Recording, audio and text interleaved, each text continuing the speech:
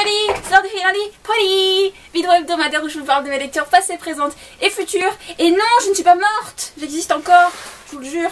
Bon, j'ai un peu l'impression que je vais mourir parce que c'est la rentrée, je sors du boulot, je suis complètement lestivée, mais sinon, je vais bien. Voilà, alors, je vais vous parler de mes lectures des 2 dernières semaines. Et la semaine dernière d'avant, j'ai rien lu. Mais la niette attitude. Et depuis mercredi, j'ai lu plein de choses. Donc la vidéo va être quand même assez chargée. Et je m'en excuse. Mais j'ai une bonne nouvelle. Vous voyez, comme ça. Alors vous l'avez peut-être vu dans mon dernier In My Mailbox. Mais je vous proposais un concours pour gagner le livre Les Cœurs fêlés de Gail Forman. Et le temps que la vidéo se mette en ligne pour vous, je vais dessiner le gagnant au sort. Et donc je vous mettrai le nom en barre d'infos.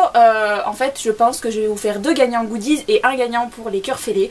Donc je vous mettrai ça en barre d'infos, donc vous irez voir ça.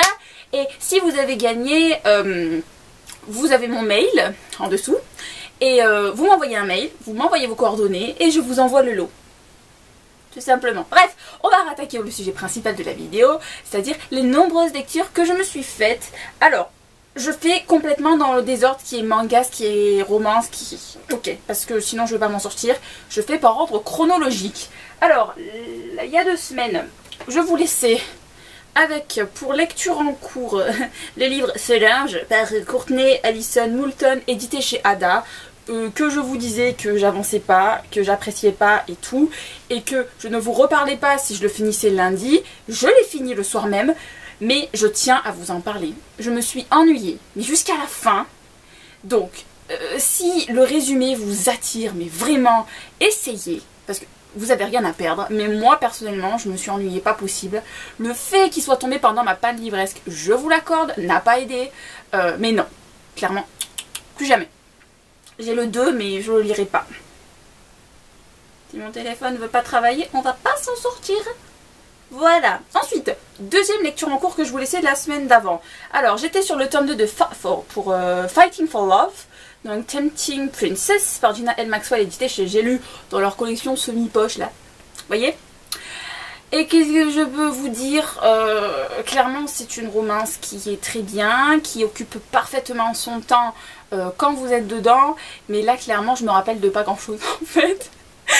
Donc oui, c'était bien, je me rappelle pas avoir eu un mauvais souvenir, mais j'en ai pas non plus un souvenir hyper joyeux, comme c'est le cas pour ne parler que de lui de Jeu de patience. Je vais vous gonfler avec parce que je vais en reparler plus tard dans la vidéo. Mais voilà, c'est fait, c'était bien, moins bien que le 1, je vous le disais déjà il y a 2 semaines, l'idée reste la même, moins bien que le 1. Alors, ensuite, le seul bouquin papier que je vous montre cette semaine, alors je me suis fait... mais par bonheur infini de la vie, je me suis fait un autre livre de Sarah Addison Allen, donc La Reine des Délices, édité chez Pocket, et bah, mon Dieu, ce que c'est trop bien. Alors, je remets les choses dans son contexte. C'est un contemporain, très féminin, très girly, donc ça ne plaira pas à tout le monde. On n'est pas... on n'est pas dans de la chiclite, tout simplement parce que vous n'avez pas une héroïne caricaturée qui enchaîne bourde sur bourde avec pour objectif de distraire le lecteur en le faisant rire. C'est pas du tout le genre, mais c'est vraiment un bouquin de filles avec des préoccupations de filles, donc qui peut être nié pour certaines personnes, mais moi j'ai tout juste adoré parce que vous avez le destin de 3 femmes qui sont à différentes étapes de leur vie. Et qui vivent des expériences différentes, que ce soit au niveau du boulot, au niveau de leur vie personnelle, leur épanouissement personnel, tout ça. Et je sais pas, mais moi je me suis sentie investie dans leur vie, j'étais impatiente de savoir ce qui allait se passer pour elles, comment allait évoluer leur vie, leur entourage et tout. En plus vous êtes dans une petite ville de Caroline du Nord, je crois, j'ai un doute, donc dans un petit village où tout le monde se connaît avec ses petites habitudes et tout. Et j'adore, clairement. Alors, pour celles qui connaissent, parce que je suis à fond dans ma phase série télé, si vous aimez la série télé Art of Dixie, voilà, vous devriez aimer La Reine des Délices parce que c'est le même genre de bouquin, mais sans les triangles amoureux bizarres. Vous voyez? Je kiffe. J'avais énormément de choses à vous dire sur ce bouquin, mais bien sûr, j'ai pas été assez intelligente pour me reprendre le post-it que j'avais pris. Vous avez mon blog en dessous, là, dans la barre d'infos. Je vous invite à y aller parce que j'ai fait une chronique écrite, miracle. Donc voilà, j'adore. Si vous avez jamais lu Sarah Allen Addison, je vous conseille sincèrement de passer par elle. Parce que les 2 livres que j'ai lus d'elle, les 2 ont été un bonheur ultime, quoi. Voilà. Donc je vous conseille, c'est tout petit, c'est doudou, c'est trop bien. Et en plus, ça se passe en hiver, pour ceux qui cherchent un bouquin pour les pas l'hiver. J'arrête. Ensuite, j'ai lu quoi? J'ai lu un manga. J'en ai même lu 2. Alors, le premier que j'ai lu, mais je les ai plus avec moi, je les ai rendus. Alors, je me suis fait le tome 1 de la série Artelier Collection par Yokaien, édité chez... J'en sais rien, moi. Alcata, je crois. Non, Kiun. Mauvaise pioche. Voilà, que j'aime bien beaucoup. J'ai vraiment passé un bon moment avec, et croyez-moi que les mangas, là, c'est incroyable, hein, mais les mangas, ça passait pas. Genre, j'ai lu plein de mangas ces temps-ci et je me faisais chier, j'aimais pas, j'accrochais pas, il me fallait un shoujo bien niais, mais j'en avais pas. Et lui, ça va, c'est passé. Je dis pas que c'était une tuerie de la mort qui tue, ça veut rien dire, mais j'ai passé un bon moment. Je relirai la suite parce que j'ai été emballée quand même par l'univers d'un mec qui crée des vêtements, et quand il crée des vêtements, ces vêtements ont un pouvoir, la visibilité de Titi Potter, vous voyez, ou des bottes pour courir super vite, je vous dis n'importe quoi. Mais du coup le mec, on est un peu dans un aspect fantastique, et c'est de la bombe, donc je vais le lire. Alors ensuite, un des nombreux mangas que j'ai commencé, que je me suis ennuyée, que j'ai abandonné parce que c'était clairement pas mon besoin, c'était pas ma période pour le lire, et je regrette, c'est Dreamland, le tome 1, Feu par Renaud Lemaire, édité chez Pika. Ça fait des années que je me dis qu'il faut que je lise Dreamland, et j'ai pas adhéré, j'y adhère pas à cause des dessins, ce qui est ridicule, mais moi ça bloque quand j'accroche pas de ce côté-là. J'ai pas adhéré à l'univers, j'ai pas adhéré à la manière dont c'était raconté, et je suis vraiment déçue de pas aimer, parce que... je pense qu'en fait j'en attendais trop par les critiques que j'en ai entendues et du coup j'ai pas apprécié. Et je l'ai même pas fini, j'ai lu quoi? Parce que c'est coupé en chapitres. J'ai dû lire 4 ou 5 chapitres et puis j'ai fait rouler jeunesse, je passe à autre chose. Donc, on va attaquer maintenant les lectures que j'ai commencées là, cette semaine, qui vient de se passer. Donc vous voyez, j'avais vraiment rien lu avant, hein. Donc, je me suis fait le tome 1 de la famille York, Cœur Rebelle par Victoria Dahl, édité chez Milady Romance dans la collection Pemberley. C'était la... ah, comment vous appelez ça? La Bookjar que vous m'aviez choisi pour le mois d'août. Et merci de m'avoir choisi celui-là, parce que je me suis bien amusée. Il s'est lu super vite et du coup... bon, c'est de la romance aussi, ça aide pour que je passe un bon moment et que ça se lise vite. Et du coup, c'est ça qui m'a relancée dans mes lectures. Je ne dis pas que c'est une lecture exceptionnelle, mais je me suis bien marrée. La nana, je l'ai kiffé. Le mec aussi, d'ailleurs, il était pas mal. Et du coup, j'ai passé un bon moment et ça m'a remis. Et du coup, ma panne livresque est presque passée grâce à ça. Donc, merci les gens. Vous êtes top! Après, ouais, mais c'est pas dans l'ordre là. De tout ce que j'ai lu. Pourquoi c'est pas dans l'ordre? Bon, c'est pas grave, on s'en fout. C'est pas important.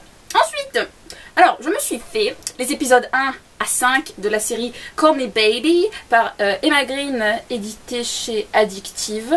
Donc c'est en e-book, vous savez, ces séries érotiques qui sont en petits épisodes de 60 pages. Et je me suis fait les épisodes 1 à 4 d'une traite, clairement, parce que c'était juste trop bien. Voilà, parce que justement ça se lit vite, c'est cool, vous savez ce qui vous attend, mais pourtant vous pouvez pas vous empêcher de vous accrocher, et avec les fins qui vous laissent comme ça, vous avez envie de savoir la suite. Donc j'ai enchaîné les 4, alors j'ai dû attendre une journée pour lire le 5, j'ai l'impression que c'était horrible, mais en fait j'ai survécu, et j'ai lu le 5 hier soir. Le 5 je l'ai pas aimé. J'avais envie de taper la nana, alors que dans les 4 autres épisodes je l'avais pas du tout ressenti de cette façon. Donc on va voir si Emma Green arrive à me convaincre dans l'épisode 6, parce que dans le 5 j'avais vraiment envie de la tabasser, la nana.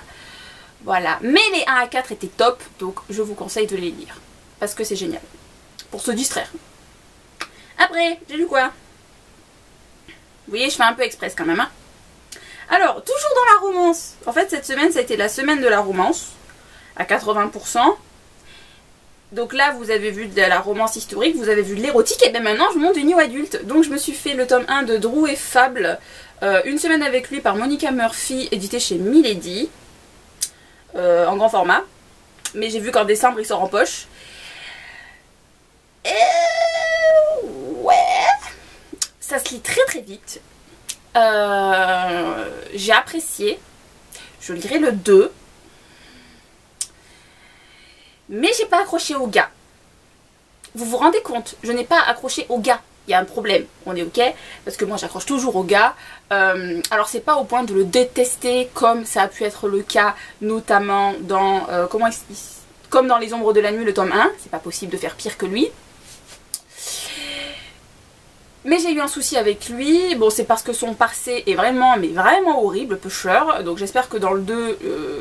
je vais plus m'entendre avec lui, mais en même temps, il agit tellement comme un abruti à la fin du tome 1 que je vois pas trop comment je pourrais compatir. Mais j'ai adoré la nana. Donc je pense que pour Fable, je lirai le tome 2. Voilà, parce que lui, il est nul.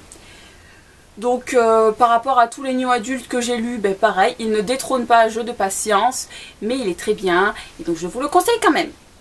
Voilà. Après...